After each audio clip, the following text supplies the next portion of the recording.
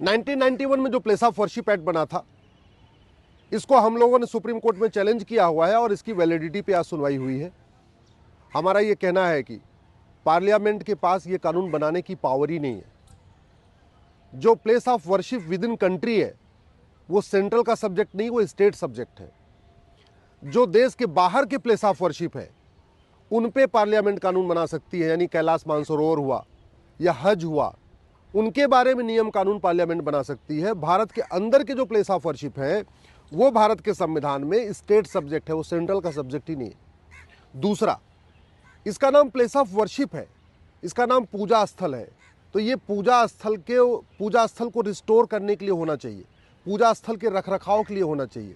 ये पूजा स्थल जो गुलामी के दौरान तोड़े गए थे उनको मैनेज और मेंटेन करने के लिए होना चाहिए, उनको वापस लेने के लिए होना चाहिए, न कि बाबर, हुमायूं, तुगलक, गजनी, गोरी के इल्लीगल काम को लीगलाइज करने के लिए। गुलामी के दौरान जो हमारे मठ मंदिर तोड़े गए, पार्लियामेंट उनको कानून बना के लीगलाइज नहीं कर सकती है। इल्लीगल काम कभी भी लीगल नहीं हो सकता, इल्लीगल काम हमेशा इल्लीगल ही रहेगा। ये प्लेस ऑफ वर्शिप एक्ट हमें कोर्ट जाने से रोक रहा है, ये कह रहा है कि नहीं मुकदमा चलेगा ही नहीं। सबसे बड़ी समस्या ये है, ये कहता है कि जो प्लेस ऑफ वर्शिप है उसका कैरेक्टर चेंज नहीं होगा, कैरेक्टर वही रहेगा जो 1947 में है। तो मंदिर का कैरेक्टर कभी बदलता ही नहीं है। मंदिर का आप गुंबद तोड़ दीजिए, उससे मंदिर का कैरेक्टर नहीं बदलेगा। मंदिर की आप दीवार तोड़ दीजिए, मंदिर का कैरेक्टर नहीं बदलेगा। मंदिर में आप आके नमाज पढ़ लीजिए, मंदिर का कैरेक्टर नहीं बदलेगा। मंदिर की मूर्ति चोरी कर लीजिए, तब भी मंदिर का कैरेक्टर नहीं बदलेगा। एक बार प्राण प्रतिष्ठा हो गई तो जब तक विसर्जन नहीं होगा वो मंदिर ही रहेगा। कई बार ऐसा भी भारत में ऐसे हजारों स्थानों पे पूजा होती है जहाँ मंदिर नहीं है, वो नीम के पेड़ के नीचे पूजा होती है, पीपल के पेड़ के नीचे पूजा होती है, बरगद के पेड़ के नीचे पूजा होती है। और कई बार ऐसा होता है आंधी तूफान में वो पेड़ टूट जाता है, पेड़ की डालियां टूट जाती हैं, लेकिन वहाँ का जो मंदिर की पवित्रता है वो भंग नहीं होती।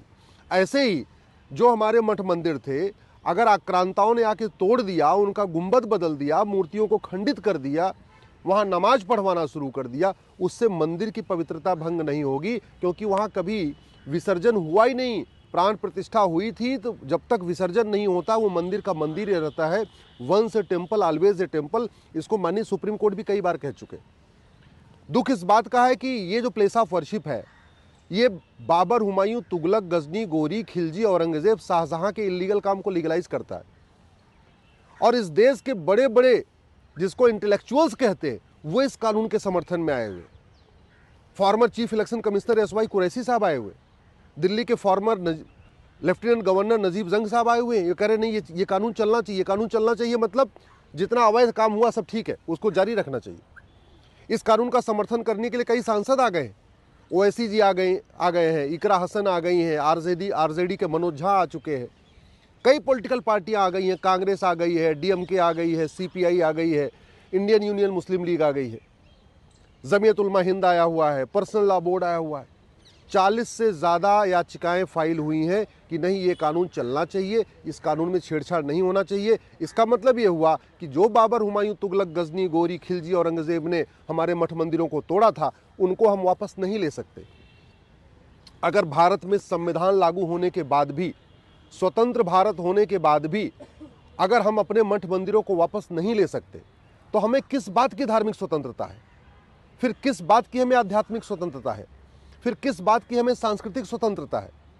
क्या यही भारत बनाने के लिए वीर सावरकर जी ने बलिदान किया? क्या यही भारत बनाने के लिए नेताजी सुभाष चंद्र जी ने इतना बड़ा बलिदान किया? क्या ऐसा ही भारत बनाने के लिए बाबर, हुमायूं, तुगलक, गजनी, गोरी, खिलजी के इल्लीगल काम को लीगलाइज करने के लिए हमारा ये संविधान बना?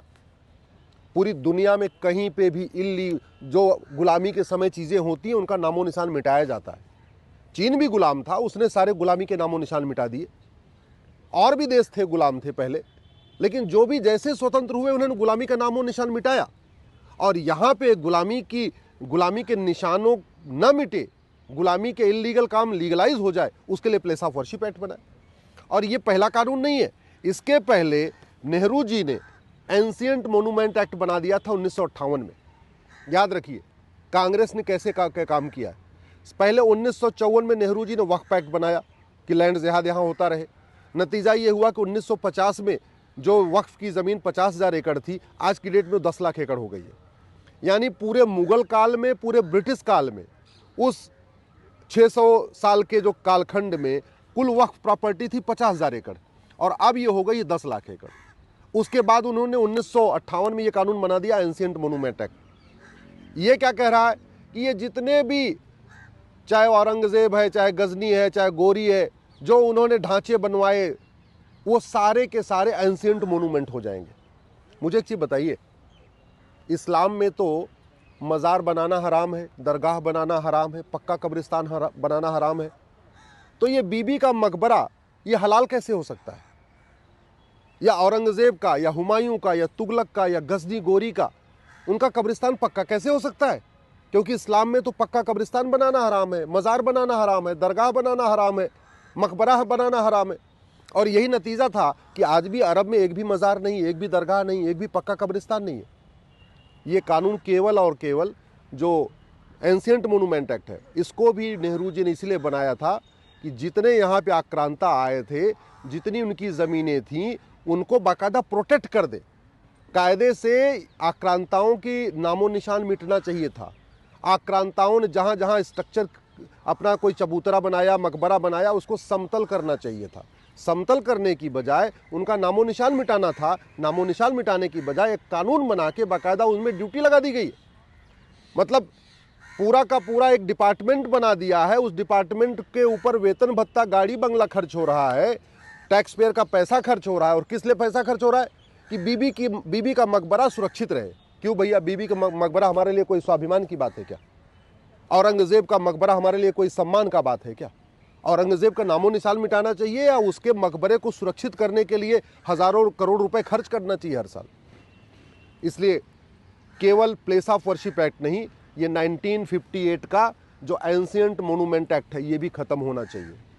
गुलामी का नामो निशान मिटाना है तो वक्फ एक्ट को भी खत्म करना पड़ेगा, एंशिएंट मोनूमेंट एक्ट को भी खत्म करना पड़ेगा, और ये प्लेस ऑफ वर्शिप को भी खत्म करना पड़ेगा।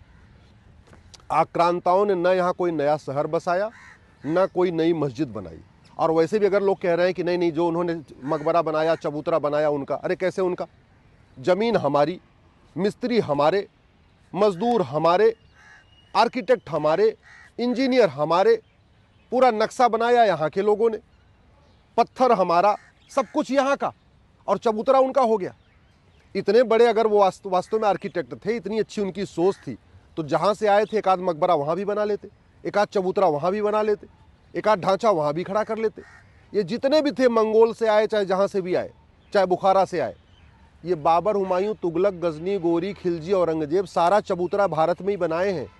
ये जहाँ से आए थे वहाँ इनका एक चबूतरा भी नहीं है, इनकी ढंग की वहाँ कब्र भी नहीं बनी हुई है, उनको वहाँ कोई जानता भी नहीं है। न ये जहाँ से आए थे वहाँ की किताबों में इनके बारे में पढ़ाया जाता है। ये बड़े शर्म की बात है कि भारत में उन आक्रांताओं को पढ़ाया जा रहा है जिन्होंने यहाँ पे हत्या किया, बलात्कार किया, पूर्वजों से जजिया लिया, तलवार के दम पे कन्वर्ट कराया। उन आक्रांताओं को पढ़ाया जा रहा है जिन्होंने यहाँ पे गुरु गोविंद सिंह का गला काटा, छत्रपति शिवाजी महाराज को परेशान किया, जिन्होंने संभाजी महाराज को तड़पा तड़पा के मारा, उनको पढ़ाया भी जा रहा है। उनके मकबरे को सुरक्षित करने के लिए पैसा भी खर्च हो रहा है। इसलिए अब समय आ गया है, Waqf act, place of worship act और एंशिएंट मोनूमेंट एक्ट, ये तीनों खत्म हो, एक नई भारतीय धरोहर संहिता बने, गुलामी का नाम भी मिटे, गुलामी का निशान भी मिटे, और जो हमारा काशी है, मथुरा है, भद्रकाली है, भोजशाला है, अटाला है, इनका सर्वे हो। बिना सर्वे की, हम ये नहीं कह रहे हैं कि आप सीधे सीधे डिक्लेयर कर दीजिए कि भैया ये मंदिर है, सर्वे करा लीजिए। आप टेक्नोलॉजी का उपयोग करिए। अगर हम अग्नियान बना सकते हैं, मंगलयान बना सकते हैं, चंद्रयान बना सकते हैं, परमाणु बम बना सकते हैं, बुलेट ट्रेन चला सकते हैं, और एक से एक बड़ी टेक्नोलॉजी 5G हम यूज़ कर सकते हैं, 6G की बात हो रही है, इतनी टेक्नोलॉजी आ चुकी है, हाई टेक्नोलॉजी आ चुकी है। तो उस टेक्नोलॉजी का उपयोग करके किसी ढांचे के बारे में ये नहीं पता कर सकते कि ये ढांचा कब बना, इसकी दीवार कब बनी, इसकी नींव कब बनी, इसका गुंबद कब बना, ढांचे में कौन सा मटेरियल लगा है, गुंबद में कौन सा मटेरियल लगा है, एक ही बनाने वाला है या अलग अलग बनाने वाला है, एक साथ बना है या अलग से फिर बाद में तोड़ के बना है, ये सब पता हो सकता है। केवल टेक्नोलॉजी का उपयोग करना पड़ेगा। मेरा आप सबसे निवेदन है, आप भी इसके ऊपर गंभीर चिंता करिए। सुप्रीम कोर्ट में मामला चल रहा है, हमने वक्फ एक्ट को चैलेंज किया हुआ है, प्लेस ऑफ वर्शिप एक्ट को भी चैलेंज किया है, मामला कोर्ट में चल रहा है, लेकिन ये मामला संसद में उठना चाहिए। संसद का काम भारत विरोधी कानून बनाना नहीं है, संसद का काम भारत की संप्रभुता को सुनिश्चित करना है। संप्रभुता, सोवरेन शब्द जो संविधान में आया है, संप्रभुता का मतलब न गुलामी का नाम होना चाहिए, न गुलामी का निशान होना चाहिए, न गुलामी की कुरीतियाँ होनी चाहिए, न गुलामी की कुप्रथाएं होनी चाहिए, न गुलामी की व्यवस्था होनी चाहिए। इसलिए संविधान को लागू करना संविधान की शपथ लेने वालों का दायित्व है। माननीय जज भी संविधान की शपथ लेते हैं, माननीय सांसद, विधायक, मंत्री, मुख्यमंत्री, प्रधानमंत्री भी संविधान की शपथ लेते हैं, राष्ट्रपति, उपराष्ट्रपति भी संविधान की शपथ लेते हैं। इसलिए एक संप्रभु भारत बनाना यानी गुलामी का नामो निशान मिटाना, ये सबका दायित्व है, केवल समाज का नहीं, जनता का नहीं, बल्कि संविधान की शपथ लेने वालों का भी ये दायित्व है। इस प्लेस ऑफ वर्शिप एक्ट के समर्थन में 40 याचिकाएं आ गई हैं और इस प्लेस ऑफ वर्शिप एक्ट के विरोध में 15 याचिकाएं हैं। इसका मतलब हम 15 लोग चाहते हैं कि प्लेस ऑफ वर्शिप एक्ट खत्म हो, सभी स्थानों का सर्वे हो और हमारे मठ मंदिर वापस हो, लेकिन 40 ऐसी याचिकाएं हैं वो कह रहे हैं कि नहीं, ये प्लेस ऑफ वर्शिप एक्ट जारी रहना चाहिए और बाबर, हुमायूं, तुगलक, गजनी, गोरी का इलीगल काम ठीक है। माननीय सुप्रीम कोर्ट ने दोनों पक्षों को सुना है। सुनने के बाद उन्होंने कहा है कि अब याचिकाओं की बाढ़ आ गई है पूरी तरीके से, इसलिए अब कोई नई याचिका दाखिल नहीं होगी।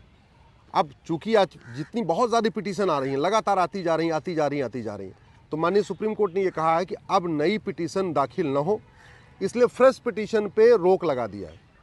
कल भी ओवैसी जी की पिटीशन लगी थी, स्वामी अवधेशानंद जी की पिटीशन लगी थी, स्वामी रविंद्र पुरी जी की पिटीशन लगी थी। उन सब लोगों को बोला है अगर आपके पास कोई एडिशनल ग्राउंड है तो आप इंटरवेंशन एप्लीकेशन फाइल करिए, फ्रेश एप्लीकेशन नहीं लेंगे। दोनों पक्षों को सुनने के बाद माननीय सुप्रीम कोर्ट ने यह भी कहा है कि सरकार इस पर जवाब दाखिल करे। ये पिटीशंस 2020 से पेंडिंग है, 5 साल हो चुका है, अभी तक सरकार का जवाब नहीं आया है और अप्रैल के पहले में फर्स्ट वीक में इसके ऊपर फिर सुनवाई होगी। स्वाभाविक सी बात है, अभी 3 जजों की बेंच इसको सुन रही है, बाद में इसमें रेफर होगा, मामला बड़े बेंच को जाएगा।